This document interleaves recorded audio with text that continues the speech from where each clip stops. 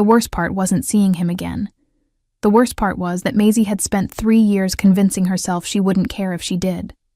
She had rehearsed it, in the quiet hours before dawn when the bakery ovens were still cold, and the only sound in her small rented room above the kitchen was the wind pressing against the warped wooden shutters. She had rehearsed the version of herself who would smile politely, nod once, and carry on. The version who had healed completely. The version who had stopped counting the days since he left without a word. Without even the decency of a letter. A message carried by runner, anything. 2 years, 7 months, and 11 days. She had stopped counting. She set the clay pitcher of water down on the long table near the window and pressed her palm flat against the worn linen of her apron, steadying herself the way she always did before the midday rush at the Iron Lantern, the only proper dining hall in the border town of Veldrath, where wolves and humans shared uneasy meals and careful silences. Her hands smelled of rosemary and rendered fat. Her braid had come half loose at the nape of her neck. She had a small burn on her left wrist from where the ladle had slipped that morning, and she had not had time to wrap it properly. None of that mattered when she looked up and saw him walk through the door. Dorian Vale. He was taller than she remembered, or perhaps she had simply let herself forget the particular way he filled a doorframe. Broad-shouldered, dressed in fine wool the color of charcoal. His dark hair swept back from a face that had grown sharper with time. He looked like authority now.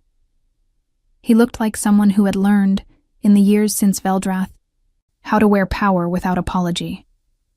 He was laughing at something the man beside him said. Maisie did not breathe. Behind her, one of the younger serving girls, a human girl named Petra, touched her elbow. Table 4 needs refilling. Maisie, are you... I see it, Maisie said. Her voice came out even. She was proud of that. She moved to the far side of the hall, keeping her back to the door, focusing on the grain of the wood beneath her fingertips as she lifted a second pitcher and began to pour. The hall smelled of pine resin and tallow candles and the slow-roasted mutton that had been turning on the spit since before sunrise. A fire burned in the great hearth at the far wall. Outside, the late autumn wind dragged dead leaves against the shuttered windows. She did not look at him. She did not need to. She could feel it. That particular prickling awareness at the back of her skull that had never fully faded. The way the air in a room changed when Dorian Vale entered it. She had always been too sensitive to things like that. Her grandmother had called it a gift. The elders of the small woodland pack she'd grown up in. Before her family lost everything. Before her father died and her older brother Corin disappeared into the Eastern Territories, had called it something less kind. The girl who feels too much. She was 24 years old, and she had been feeling too much her entire life. She made it through the first half hour by sheer will. She refilled drinks. She carried platters. She answered a question from old Fenwick about whether the kitchen still had sage bread, and she said yes, and she smiled, and her face did not crack. Not once. Then Petra appeared at her side again, this time with wide eyes and a folded piece of parchment. The gentleman at the new table near the window, Petra whispered. He asked for you specifically, said he knew you. Maisie looked at the note. Maisie, please, 5 minutes. D. She folded it once and slid it into her apron pocket. Then she picked up a tray and walked toward his table. Because she was a professional, and because the alternative was walking out the back door and not stopping until she reached the forest, and she had done that once already in her life. She was finished running. Dorian stood when he saw her coming. He had always done that. Small courtesies, easy manners, the kind of charm that felt like sunlight until you understood it had no warmth behind it. Maisie. Her name in his mouth, after all this time. It felt like pressing a bruise. What can I bring you? She said. Not a question. Her eyes stayed at a level just past his left ear. I didn't come to eat. He shifted, and she noticed now that the man beside him was watching her with something calculated in his expression. Older. Wolf, she thought. Senior Wolf, by the weight of his scent even across the table. Pine and iron and old authority. A counselor of some kind. Or a guard. I came because I need to speak with you, about your brother. Her eyes moved to his face before she could stop them. Corin. She had not heard that name spoken aloud in 14 months. My brother, she repeated very carefully, has been missing for over a year. I know. Dorian's voice dropped. That's why I'm here. She set the tray down on the nearest empty surface. Her hands were not shaking. She was very deliberate about that. You have 5 minutes, she said. I'll get your bread. She walked to the kitchen, pushed through the heavy door, and stood over the stone sink for a long moment with cold water running over the burn on her wrist. Her heart was loud in her ears. Corin. He knew something about Corin. She breathed in. Rosemary. Fat. Smoke. The smell of this small, ordinary life she had built on the edges of someone else's world. Then she dried her hands, cut 2 slices of sage bread, and went back out. Dorian waited until she had set the bread down before he leaned forward. The counselor beside him had gone still, with that specific stillness that high-ranking wolves adopted when they were listening to everything in a room at once. Your brother is alive, Dorian said. Maisie's breath left her body. He was taken, Dorian continued, voice low and urgent. Not lost, not wandering. Taken and held, at a holding estate in the Northern Ridge Territories. He's been there since last winter. He paused. There's a way to get him out. A petition, filed directly with the King's Court. Someone with the right standing could present it. Someone connected to the Pack territories through blood or documented lineage. He looked at her steadily. Someone like you, Maisie. Your father's bloodline traces back to the old Veldrath Pack covenant. That gives you standing, if you're willing to travel north and appear before the council. She stared at him. You're telling me my brother has been imprisoned for over a year, and the way to free him is for me to travel to the King's Court and beg. Not beg. Present a legal petition. It's different. And why? She said very quietly. Are you the one bringing me this information? After 3 years of silence? Something moved across his face. Discomfort, she thought. Or something close to it. Because I owe you that much, he said. It was not enough of an answer. She knew, in the deep place where she felt things too sharply, that it was not even close to being enough of an answer. But Corin's face was already rising in her memory. Her older brother, 28 years old, who had taught her to climb the oak trees behind their childhood cottage, and who had stayed up with her through 3 nights of fever when she was 12, pressing cold cloths to her forehead and reading badly aloud from whatever book came to hand. Alive. He was alive. Where would I stay? She asked. The Northern Ridge is 4 days' ride. I've arranged lodging, Dorian said quickly, and a letter of introduction, everything you'd need to reach the court and file the petition. I just need you to go, Maisie. And I need you to go soon. The council convenes in 9 days. 9 days. She looked at him for a long moment, at the familiar lines of his face, now older and stranger, at the counselor beside him, who had still not spoken, and whose eyes had not left her face since she sat down. She thought about what it meant that Dorian Vale, who had walked away from her without a word, had appeared in Veldrath with a ready answer to the only question that had kept her awake for 14 months. It was too clean. But Corin was alive. I'll need until morning, she said. Of course. Dorian almost smiled. Almost. You always were careful. She picked up her tray and walked away, and did not let herself think about the fact that careful had never once been enough to keep her safe from the things that mattered most. She did not sleep. She sat on the edge of her narrow bed with the single tallow candle burning low on the windowsill, and she thought about every reason not to trust Dorian Vale. And then she thought about Corin, and then she started over from the beginning. By the third hour, the candle had burned to a stub, and the wind had picked up outside, dragging something loose across the rooftop with a hollow, rhythmic scraping. Maisie wrapped her wool blanket around her shoulders and sat very still, the way she had learned to sit when the feeling came. That pressure behind her sternum, that low and wordless knowing that something was wrong in a way she could not yet name. She had felt it the moment Dorian walked through the Iron Lantern's door. She had told herself it was only the shock of seeing him. Now, in the dark, she was less certain. She pulled the letter of introduction from her apron pocket. She had taken it from Dorian before leaving the table, studied it in the kitchen, then folded it into her pocket without comment. It was written on heavy parchment, the kind that cost more than a week of her wages, sealed with dark wax and stamped with a mark she did not fully recognize. A double ring design, like 2 circles crossed at the edge. She had seen something like it before, she was almost certain. In her father's old papers years ago, before everything was taken. She tilted it toward the dying candlelight and looked again.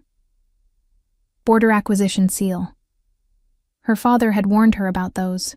She had been young, perhaps 14, and she had not understood why his voice went flat and careful when he explained it. Border acquisition was a legal mechanism used to contest land rights in the Outer Pact territories. It required a documented bloodline claim filed in person before the king's court. It was, he had said, the cleanest way powerful packs swallowed smaller ones whole. You simply waited until the last surviving heir was in the room, had them sign or testify under council law, and then use their own words to dissolve whatever remained of their family's standing. Maisie stared at the seal until the candle went out entirely. In the dark, she was very quiet for a long time. Then she got up, dressed in her warmest things, the thick linen underdress, the heavy wool overdress the color of wet slate, her worn leather boots, the gray cloak that had belonged to her mother. And she packed the only bag she owned. She did not pack much. She had never owned much. A change of clothes, her mother's small bronze clasp, the 2 coins she had saved toward nothing in particular, and the letter, which she folded carefully and placed at the bottom beneath everything else. Evidence, she thought. Keep it. She left 2 weeks' rent on the table in an envelope for the landlord. She left a note for Petra that said only family emergency. Back when I can. Then she went down the back stairs and out through the kitchen courtyard into the cold pre-dawn dark of Veldrath. She was not going to the king's court. She was going to find the truth first. The town's only archive, a generous word for 3 shelves of territorial records kept in the back of the notary's office, opened at first light. Maisie was waiting on the step when the notary, a stooped human man named Aldrich, arrived with his ring of keys and a suspicious expression. I need to look at Border Covenant records, she said. Specifically the Veldrath Pack lineage filings from the last 30 years. He let her in without comment. He had known her father once. He did not ask questions. She found what she was looking for in less than an hour. The Veldrath Pack Covenant, registered 41 years ago, listed 6 founding bloodlines. One of them was her father's. The document was clear.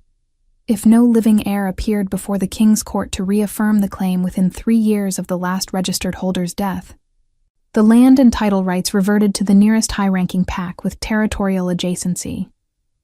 Her father had died 3 years and 2 months ago. She did a very slow calculation in her head. If she appeared before the king's court and testified, which was what Dorian's letter of introduction would have her do, framed as a petition for Corin's release, she would not be freeing her brother. She would be formally relinquishing the last of her family's covenant standing, in front of witnesses, under council law. The moment she spoke her name and bloodline aloud in that chamber, whatever remained of what her father had built would dissolve. And Corin, if he was even truly held somewhere, if that part was real and not another layer of the lie, would still be exactly where he was. She sat back in the creaking wooden chair and looked at the water-stained ceiling of the notary's office. Dorian had not come to help her. He had come to finish what someone had started 3 years ago, when her father died, and the pack scattered and the land went quiet, and everyone simply waited to see if there was anyone left worth maneuvering against. Apparently, there was. Apparently she was. She pressed both hands flat on the table and breathed through the tightness in her chest. She would not fall apart here, in a notary's office that smelled of old paper and candle wax and damp wood. She would not give whatever plan this was the satisfaction of her collapse. She asked Aldrich for a blank sheet of parchment and copied down the exact covenant terms by hand, including the clause about heir reaffirmation. Then she folded the copy inside her cloak. She walked out into the morning. The road north out of Veldrath split at the ridge marker, left toward the King's Court, right toward the border territories proper. Maisie stood at the split for a moment, her cloak pressed flat against her by the wind, her braid already coming loose, and then she turned right. She did not have a plan. She had information, a letter she would not be using, and a brother who was supposedly imprisoned somewhere in the Ridge territories. The sensible thing would have been to go back, to find someone with legal knowledge, to wait. She had been waiting for 3 years. She had been sensible her entire life, and it had cost her everything, one piece at a time. She walked. By midday, she had covered 8 miles of hard road, moving through stands of pine and bare-branched ash, the ground frozen solid underfoot, the sky the color of pewter and pressing low. She stopped once to drink from a stream, her reflection fractured and pale on the moving water. She barely recognized the face looking back at her, hollow-eyed from a sleepless night. Jaw set, the kind of stillness that came not from calm, but from having run out of room to panic. She was 6 miles past the ridge marker when she heard the horses. Not one horse. Several, moving fast, and moving toward her from behind. She stepped off the road instinctively, pressing into the tree line, and watched through the branches as 2 riders crested the slope behind her, and then pulled up short when they saw the empty road. She recognized the counselor from the Iron Lantern, the older wolf who had sat beside Dorian and said nothing. He had not been silent because he had nothing to say. He had been silent because he was watching her leave so he would know which road to follow. The second rider was someone she did not know, larger, armed by the shape of what hung at his belt. She pressed deeper into the trees. The counselor said something low to his companion. They split, one staying on the road, one turning toward the tree line on the opposite side. Maisie moved without making a decision about it. She simply moved, angling through the trees, keeping low, keeping quiet, her boots finding the soft frozen moss between the roots rather than the crackle of dead leaves. She had grown up in forest. She had played in woods like these before she could read. She knew how to move through trees without becoming part of the noise. She moved for a long time. When she finally stopped, breath ragged, hands pressed to a wide pine trunk, the sound of the horses was distant, then gone. She was deep in the ridge forest now, off any road she knew. The light was beginning to thin at the edges, the short autumn afternoon collapsing toward dusk faster than she had expected. The temperature was dropping with the light, and her cloak, heavy wool as it was, had not been made for forest floor cold. She needed shelter. She needed, more urgently, to understand that she had just run from armed men who had been sent to find her, and that going back to Veldrath was no longer safe, and that she had no allies in any direction she could name. She leaned her back against the pine and looked up through the bare branches at the gray sky. Then the sound came. Not horses. Something larger. Something moving through the trees to her left with a steadiness that was not hurried and not frightened. The deliberate, unhurried movement of something that did not need to run, because nothing in this forest would make it. She went completely still. A wolf stepped out from between 2 ash trees. Black, enormous. Its eyes, catching the last pale light, were a pale, clear gray, almost silver, and they looked at her with an intelligence that had nothing animal in it. It stopped 6 feet away. It did not growl. It did not advance. It simply stood in the cold air between the trees and looked at her with those calm gray eyes.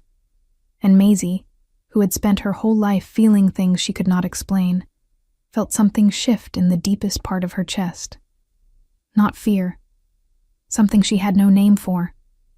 The wolf lowered itself slowly to the frozen ground, tucked its great dark head onto its forepaws, and waited, as if it intended to stay until she was ready to move. She did not move for a long time. The wolf did not move either. That was the strangest part. Not its size, not the intelligence in its eyes, not the fact that it had emerged from the trees with the quiet certainty of something that had been looking for her specifically. The strangest part was the stillness. Maisie had encountered wolves before, both shifted and in their animal form, and they were never still like this. They were restless, watchful, always carrying some low current of tension beneath the surface.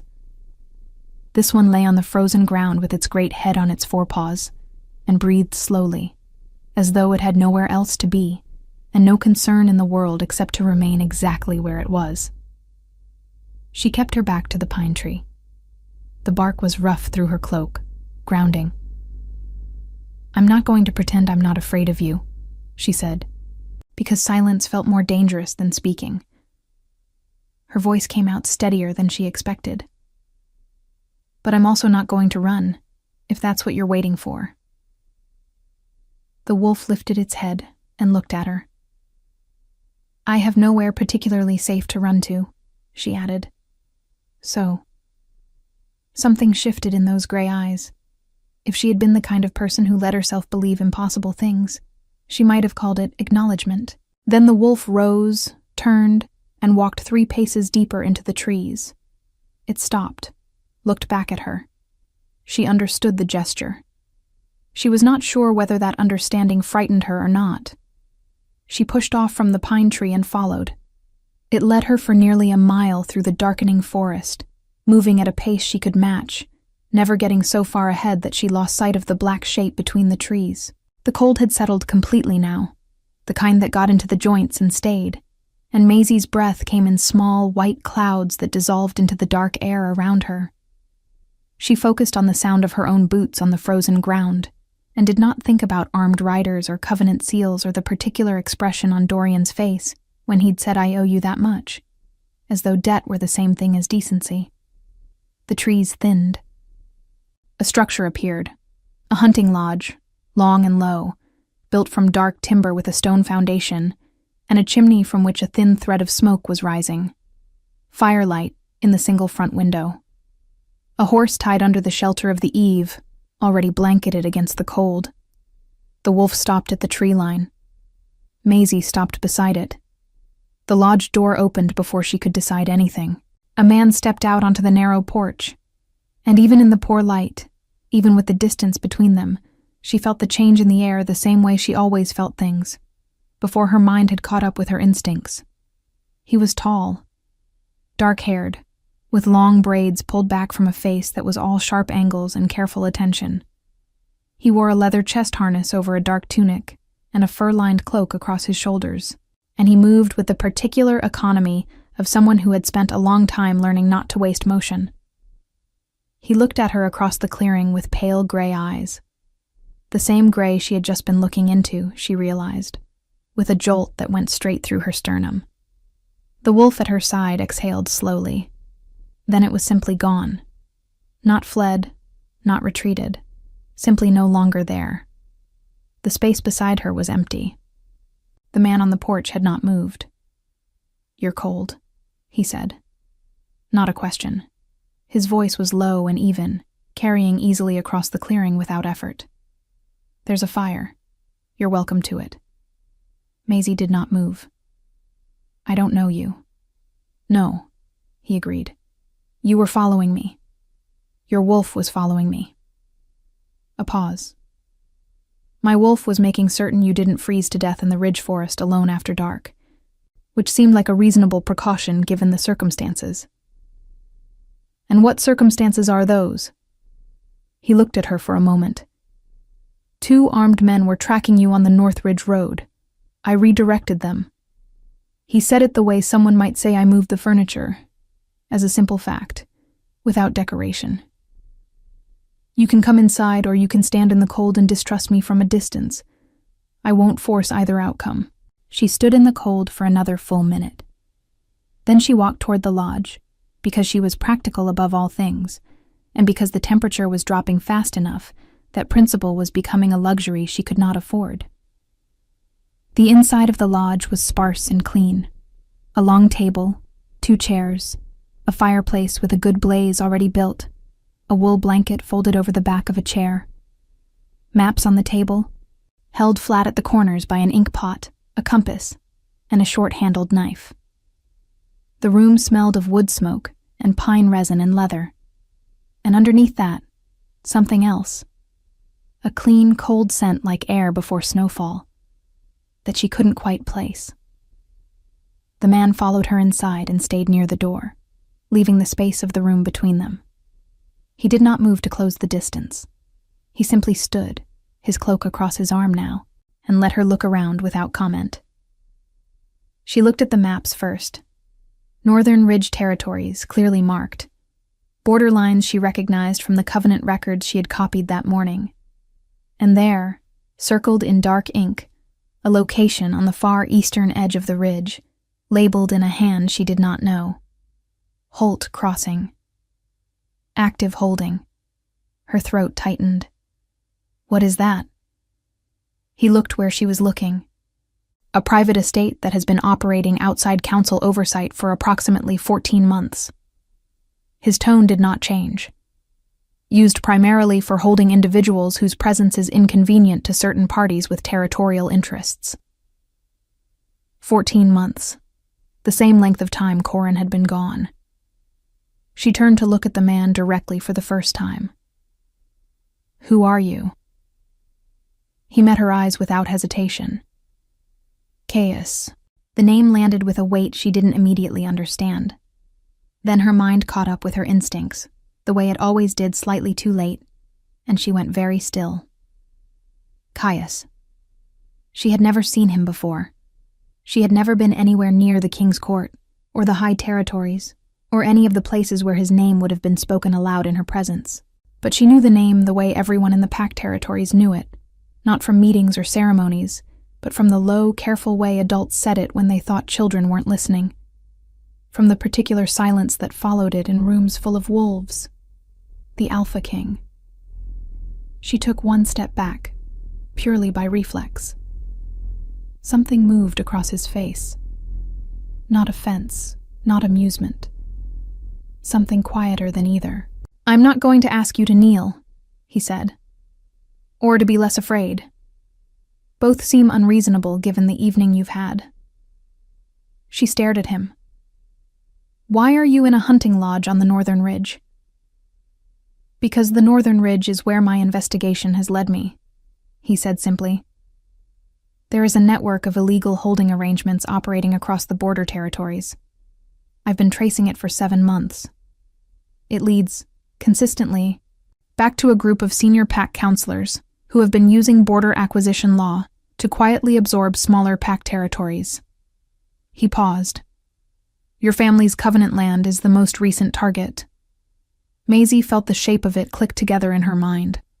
All the pieces she had collected since the previous night, arranging themselves into a pattern that was worse and also cleaner than she had imagined.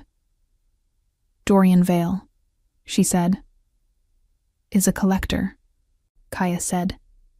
Someone who locates surviving heirs and delivers them to the people who need their testimony. He has done it 4 times before you. His voice remained level. He is not the origin of this. He is a tool of it. And my brother is being held at Holt Crossing.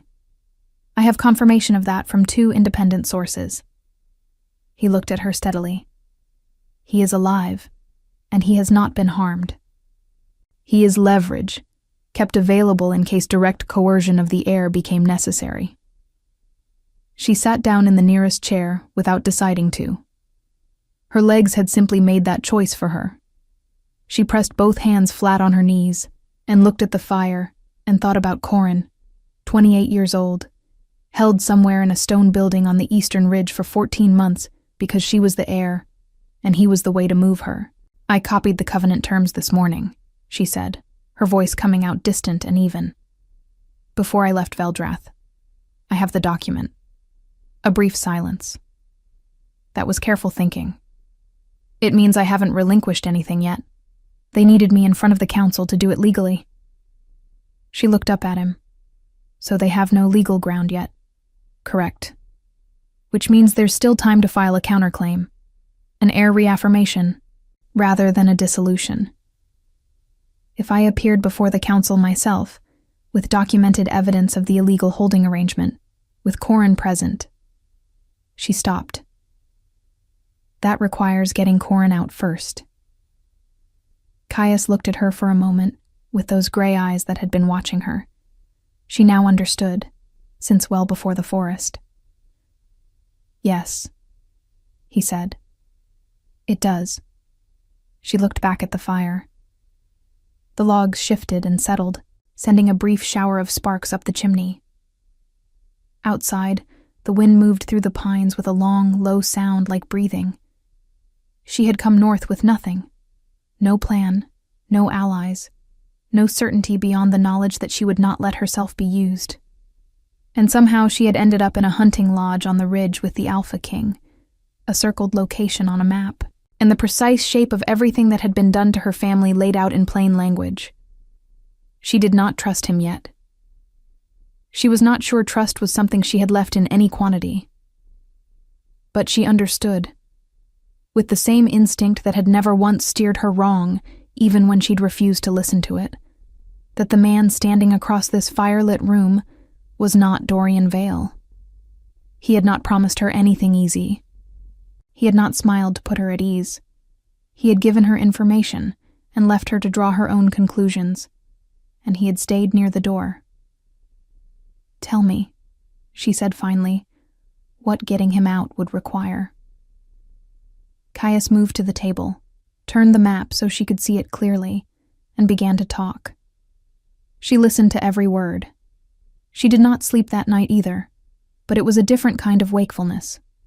In Veldrath, the sleeplessness had been made of dread, the circular, airless kind that fed on itself and produced nothing. Here, in the narrow back room of the hunting lodge, where Caius had wordlessly indicated she could rest, she lay on a cot with a wool blanket and a second one folded at her feet and stared at the low timber ceiling, with her mind moving in straight lines for the first time in years. She could hear him on the other side of the wall, not pacing. He did not seem like a man who paced, just present.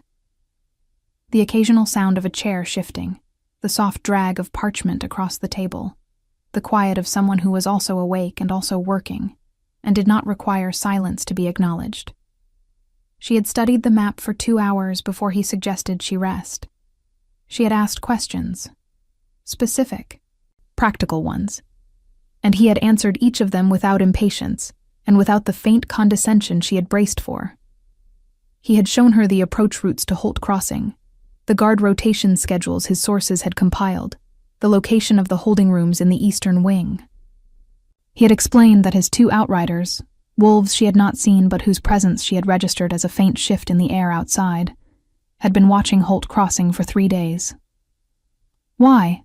She had asked at one point. Why does the AlphaKing involve himself personally in a border territory dispute over a minor pack covenant?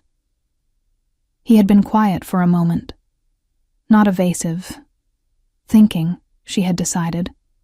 There was a difference, and she was learning to read it in him, faster than she would have expected. Because 4 families before yours lost everything to this arrangement, he said. And I was 2 months too late each time. I am not willing to be late again. She had looked at him across the map and found nothing in his face that suggested performance. No calculated earnestness, no charm deployed for effect. Just a flat, clear statement of intention from a man who seemed entirely comfortable with the weight of what he was carrying. She did not say anything else about it, but she had thought about it for the rest of the evening. They left before first light. Caius rode. Maisie rode the second horse, a steady gray mare that had been waiting under the eave, prepared, she understood, before he found her. He had known she was in the forest before his wolf led her out of it.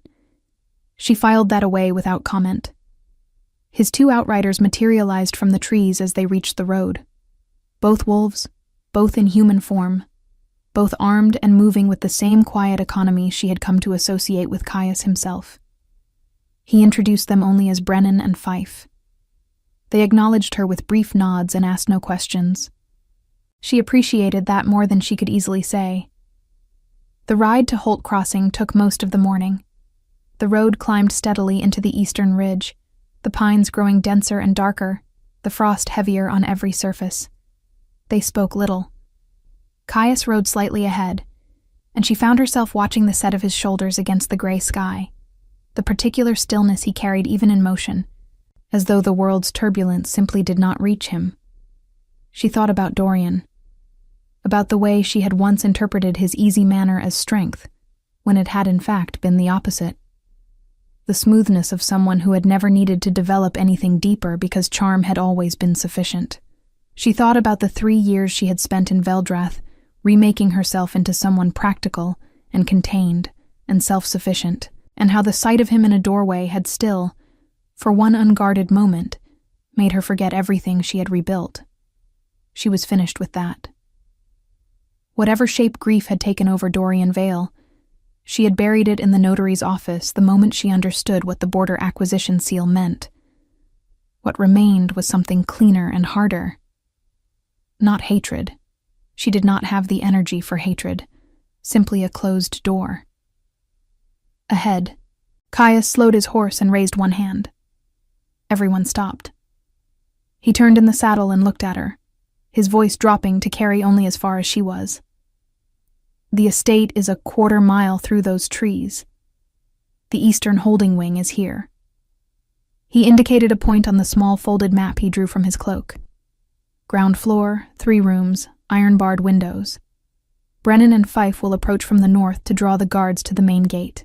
That gives us a window of approximately 8 minutes on the eastern side. Us, she said. You know your brother's face. My men do not. He said it simply. And you have the right to be the one who walks through that door. She looked at him for a moment. He had just handed her the thing she most needed and framed it as logic rather than generosity. She was not sure whether that made it easier or harder to accept. 8 minutes, she said. 8 minutes. She folded the map and put it in her cloak. Then we shouldn't waste time. The eastern wall of Holt Crossing was old stone, dark with moisture, the mortar crumbling at the lower courses. She and Caius moved along the tree line to the point where the coverage brought them within 30 feet of the wall, and then they crossed the open ground fast and low, reaching the shadow of the stone without sound. She could hear, distantly, Brennan and Fife creating precisely the kind of disturbance at the main gate that would pull every available guard toward the front of the estate. Shouting. The crash of something large being overturned. Then the specific resonant sound of a shifted wolf slamming into timber, a sound she had heard twice in her life and never forgotten. Caius found the eastern door in 12 seconds. The lock was iron and old. He produced a short tool from his belt, worked it in silence for a moment, and the door opened. The corridor inside was narrow and dark, and smelled of damp stone and old tallow. She did not let herself stop to absorb it. She moved. 3 doors, iron bars at the small window of each. She looked through the first, empty. The second, a man she did not know, asleep on a cot. The third, Corin. He was sitting on the floor with his back against the far wall, his knees drawn up, his head down. He was thinner. His hair had grown long and his clothes were worn through at the elbows. But the line of his shoulders, the particular way he held himself even in exhaustion, she would have known him anywhere, in any condition, in any darkness. Corin, she said. His head came up. The expression that crossed his face was something she knew she would carry for the rest of her life. A shattering and a remaking, happening simultaneously, in the space of one breath. Maisie. His voice was wrecked and quiet. Maisie, how? Later, she said, because Caius was already working the door lock, and she could hear the disturbance at the front gate shifting, the guards beginning to reorganize. We have about 4 minutes. Corin was on his feet before the door finished swinging open. She caught him by the arm as he came through, steadying his first steps. He was unsteady, she noted, from disuse and poor food. And then he straightened, and he was Corin again, all stubbornness and survival. And he looked past her at Caius with the instinctive wariness of a wolf who had spent 14 months learning to trust no one. He's with me, Maisie said. Corin looked at her, then at Caius, then back at her, with an expression that carried 14 months of unasked questions. Later, she said again. They went back through the corridor, through the eastern door, across the open ground to the tree line, and into the cover of the pines without encountering a single guard. 4 minutes and 30 seconds after they had entered. Brennan and Fife appeared from the north, both back in human form, both unhurt. Brennan handed Corin a cloak without comment. Fife had brought a third horse, Maisie noticed, prepared again, before any confirmation that it would be needed. She looked at Caius. He was watching her with those gray eyes, steady and quiet, and he did not say, "I told you it would work," or "we should move," or anything that would have broken the particular weight of the moment. He simply waited, giving her 10 full seconds that belonged entirely to her and her brother. She used them to grip Corin's arm with both hands and press her forehead briefly to his shoulder, and he put one hand over hers and held on, and neither of them said anything at all. Then she straightened. She released him. She turned to face the horses and the road south, and the 9 days remaining before the council convened. "We need to move," she said. "Yes," Caius agreed. They rode. That night, at a way station lodge 2 hours south of the ridge, while Corin slept the deep and helpless sleep of someone finally safe, Maisie sat across the fire from Caius and laid out everything she had: the copied covenant terms, the original letter with the border acquisition seal, the notes she had made in the notary's office, the specific legal clause about heir reaffirmation. He listened without interrupting.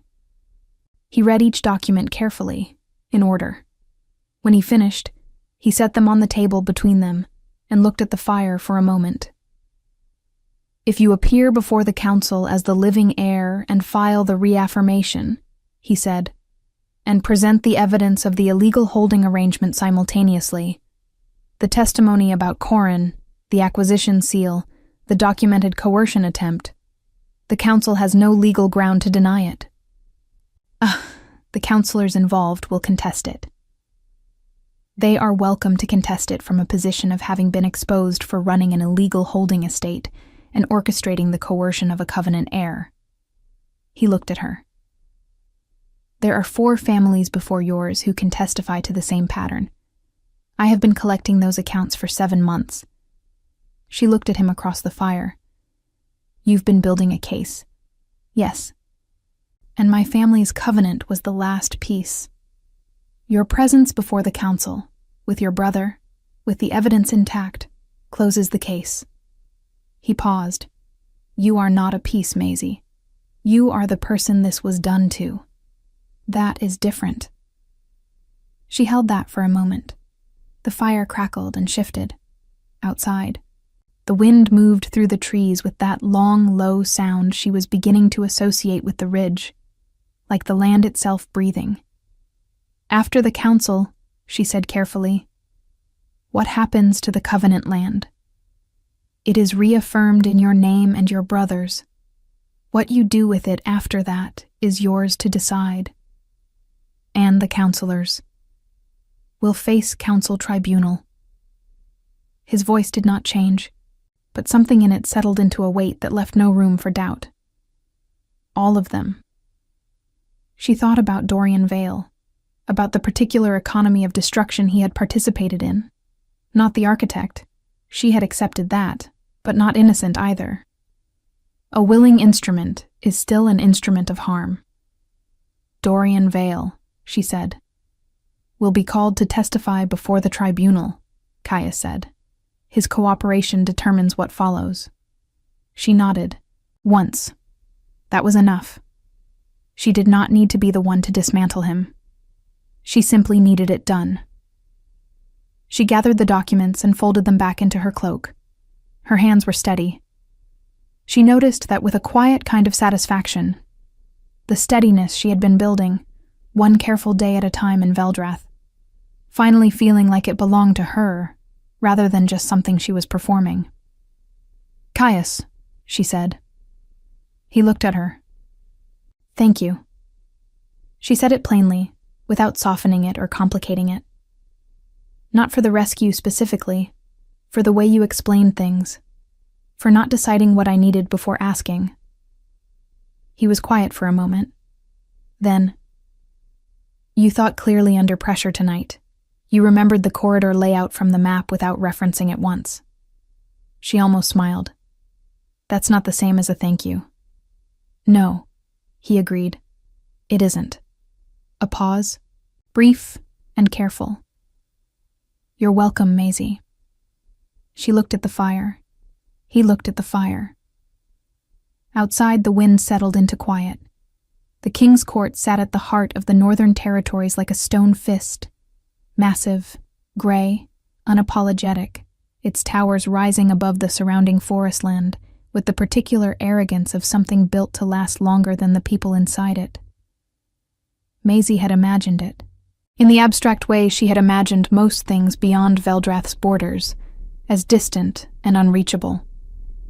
Standing before its iron gates on a cold morning with frost still white on the cobblestones and her breath coming in small clouds, she found that it was exactly as imposing as she had expected, and that this somehow made it easier.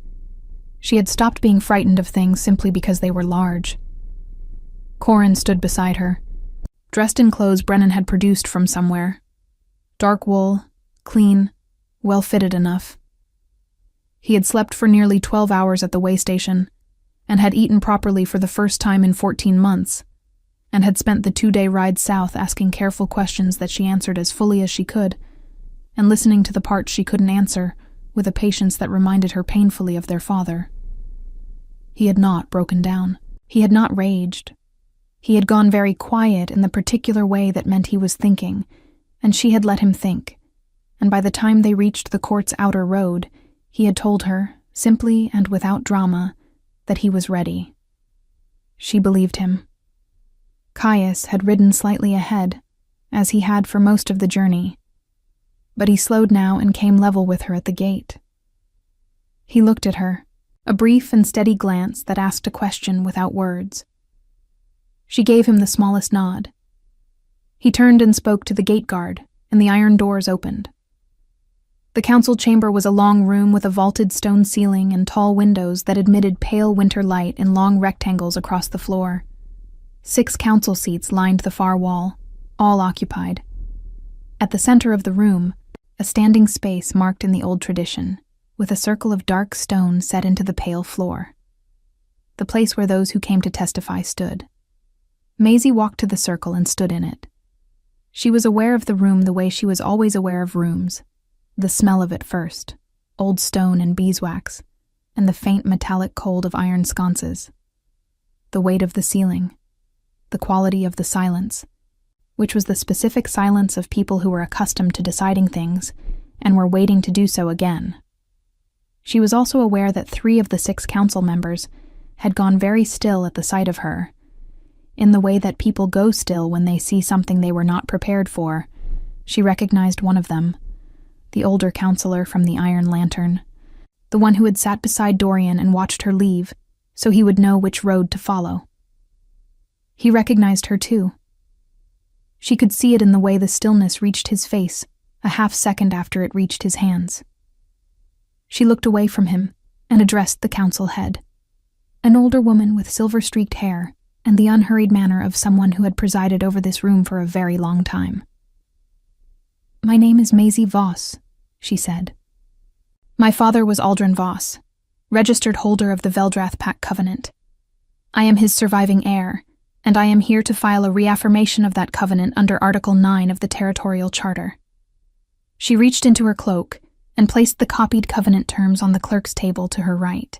"I am also here to present evidence of a coordinated illegal coercion arrangement targeting covenant heirs across the northern border territories, of which my family was the most recent intended victim." The silence in the room changed quality entirely. She continued. She spoke for 20 minutes without stopping. She presented the documents in the order she and Caius had organized them the previous evening: the border acquisition seal from Dorian's letter, the covenant terms, the records she had copied at Aldrich's office, the account of armed men on the Ridge Road, the evidence of Holt Crossing as an unauthorized holding estate. Then Corin stepped forward and gave his own testimony. 14 months. Documented. Precise. Delivered in the same quiet and unbreakable voice he had used for the entire ride south. Then Caius presented 7 months of compiled evidence.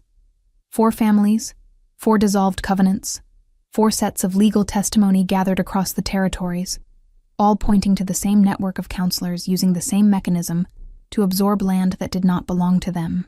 The 3 counselors who had gone still at Maisie's entrance did not remain still throughout this process. They objected twice. The council head overruled them. Twice, with the calm efficiency of someone removing splinters. At the end of the 3rd hour, the council head called for a recess of 1 hour to review the compiled evidence. Maisie walked out of the circle and stood near the tall window at the side of the room, looking out at the frost-white courtyard below. Her legs were steady. Her hands were steady. She felt, more than anything, an enormous and unfamiliar quiet in her chest. Not peace exactly. Not yet. But the absence of the low, constant dread that had lived there for so long, she had stopped noticing it. The way you stop noticing a sound that never changes. Caius came to stand beside her at the window.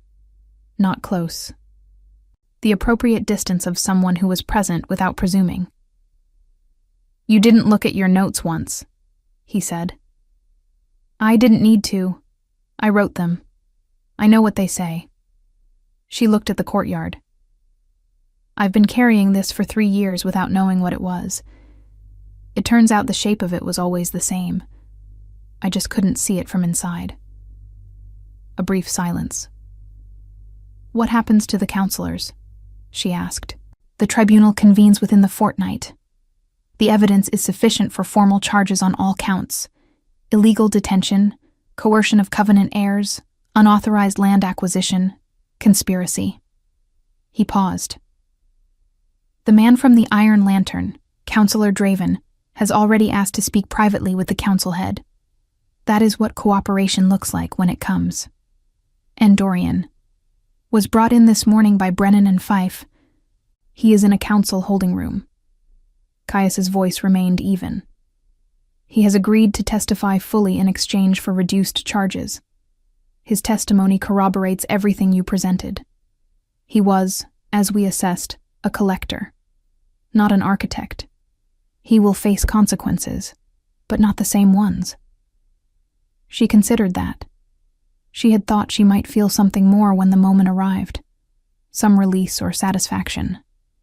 What she felt instead was simply that it was right, the appropriate outcome for the shape of what had happened, no more and no less. "Good," she said. The council reconvened after the hour. The reaffirmation was granted. The Veldrath Covenant, in the names of Maisie Voss and Corin Voss, was entered into the territorial record with full legal standing. The 3 counselors were formally suspended pending tribunal. The other member of their network, 2 additional senior wolves whose names had appeared in Caius's compiled evidence, were summoned to appear before the council within the week. The council head signed the reaffirmation document and handed it to Maisie directly. It was a piece of parchment, heavy, cream-colored, covered in formal language and official seals. Maisie held it in both hands and looked at her father's name printed in the record above her own, and allowed herself, just for a moment, to feel the full weight of what it meant. He had built something real. It had been taken from him piece by piece before he had the chance to protect it. And now it was back. Not because someone had given it to her out of charity, but because she had walked into a notary's office at dawn and copied the right documents, and had not signed what she was not supposed to sign, and had followed a black wolf through a dark forest when every reasonable instinct said to run the other way. She folded the document carefully and placed it inside her cloak. The courtyard was empty in the late afternoon. The frost long melted, the stones pale and dry in the thin winter sun. Corin had gone with Brennan to arrange horses and provisions for the journey back to Veldrath. There were decisions to make about the Covenant land, none of them urgent, all of them theirs to make at whatever pace they chose. Fife had gone to send word to the 4 families whose accounts had formed the core of the case, so that they might know the tribunal was coming. Maisie stood alone in the courtyard for a moment and looked up at the sky. Pale blue, very clear. The kind of sky that appeared only in the coldest part of autumn, when the air had been scoured clean by weeks of wind, and the world looked more precise than usual, every edge sharper than it had any right to be. She heard his step on the stone behind her, and did not turn. "You could have told me who you were," she said. "That first night, in the forest." "Yes," Caius said. He came to stand beside her, looking up at the same sky. "I chose not to." "Why?" A pause. "Because I wanted you to make your own assessment. Not of the Alpha King, of me." Another pause, brief and careful, the kind he seemed to use when choosing words with particular precision. "There is a difference. It matters to me that there is a difference." She thought about the hunting lodge, the maps, the way he had answered her questions without impatience, the door he had stayed near, giving her the room. "I know," she said. "That's why I followed your wolf." The silence between them was the comfortable kind, the kind that didn't need filling. A pair of birds crossed the pale sky above the courtyard, moving south together with the particular directness of creatures that knew exactly where they were going. She was not the same person who had stood at the ridge marker 2 days ago, choosing a road with nothing in her pockets but a copied document and a refusal to be used. She would not be that person again. She was not sure yet who she was becoming, only that the becoming had started, and that it felt nothing like the slow erosion of the last 3 years. It felt like ground returning beneath her feet. "The Covenant land," she said. "Corin and I will go back, rebuild what we can." She glanced at him. "I imagine you have a kingdom to return to." "I do." He looked at her steadily. "It is not, however, going anywhere." She held that for a moment. The meaning in it, which was not a promise exactly, but was something adjacent to one, offered without pressure, without expectation, simply placed before her the way he placed everything before her. As a fact, clearly stated, hers to do with as she chose. "Neither," she said. "Am I?" Something shifted in his expression. Not a smile precisely, but the thing that lived just beneath one. In the particular stillness of a face that was not accustomed to being easy, and was, just now, something close to it. He inclined his head once. She looked back at the sky. 6 months later, the tribunal concluded. Councillor Draven and his 2 co-conspirators received formal dissolution of their council standing and territorial exile. The harshest sentence available under pack law outside of execution, and one that left them stripped of every authority they had spent decades accumulating. The other 2 members of the network received lesser sentences in exchange for full cooperation. All 5 families whose covenants had been targeted received formal restitution acknowledgments entered into the territorial record, though what had been taken from 3 of them could not be fully returned. Some losses, Maisie knew, did not have remedies, only acknowledgement. Dorian Vale testified for 3 days before the tribunal. His account corroborated every element of the case. He was stripped of his commission as a territorial agent and fined heavily, the fines directed to a restitution fund for the affected families. He left the Northern Territories afterward and did not return. Maisie did not watch him go. She had already closed that door. The Veldrath Covenant land came back to life slowly, the way things that have been left untended do. Not all at once, not dramatically, but with the stubborn persistence of roots that had survived underground through a long cold season. Corin threw himself into it, with the focused energy of a man who had spent 14 months with nothing to do, and had accumulated enough intention for a decade. By midsummer, he had re-established contact with 2 of the families who had been part of the original Pack Covenant, and the early, tentative shape of something new was beginning to emerge from the old structure. Maisie helped. She also stepped back, in the places where stepping back was right, and let her brother build what he needed to build. She was present for it. That was enough. Caius came to Veldrath in the early summer, with no ceremony and no announcement, riding in through the main road on a gray morning that smelled of rain and new grass. He stayed for a week.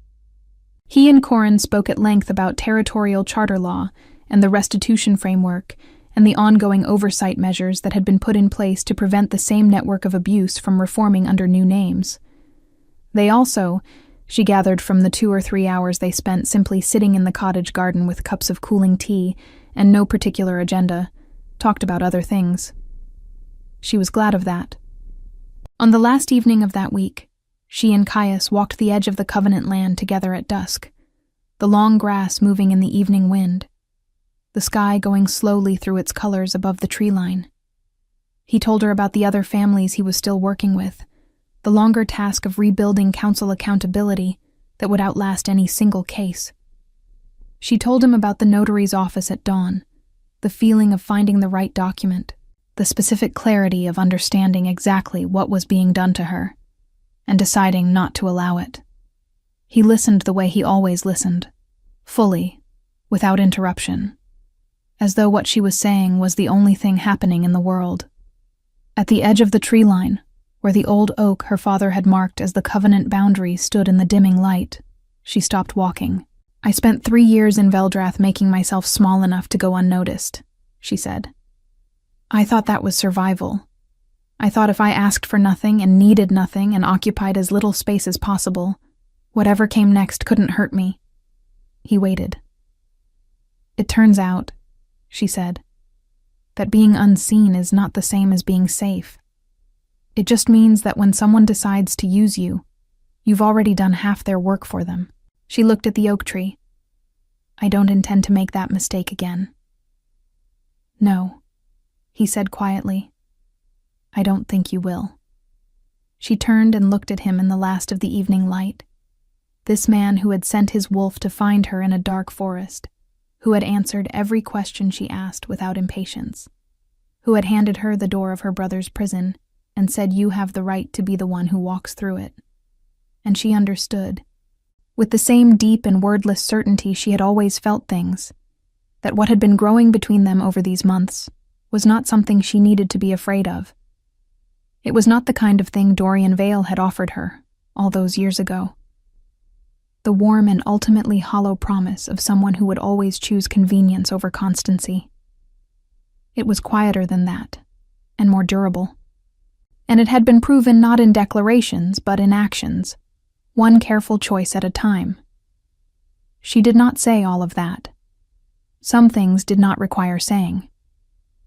"There is a council session in the autumn," she said. "I've been asked to present the restitution framework recommendations." He looked at her. "I know. I was the one who requested your involvement." She raised an eyebrow. "You could have mentioned that. I wanted you to agree to it on your own terms." A pause. "Not because I asked." She held his gaze for a long moment. Then, for the first time in longer than she could easily remember, she smiled. Not the careful, controlled expression she had deployed for 3 years in the Iron Lantern, but something real and unguarded, arriving without permission. "You are," she said, "profoundly stubborn about that." "Yes," he agreed, without apology. The last of the light faded from the sky. Above the old oak tree, the first stars appeared. Faint at first, then brighter, the way they always came, gradually and then all at once. She stood in the field of her father's land, with the evening wind moving through the long grass around her, her brother inside the cottage behind her making something that smelled of herbs and wood smoke, the covenant documents safe and signed and witnessed and filed, the people who had tried to take everything from her facing the full weight of what they had done. She stood there and breathed, and it was, simply, completely without qualification, enough. More than enough. It was, at last, the beginning of everything she was owed.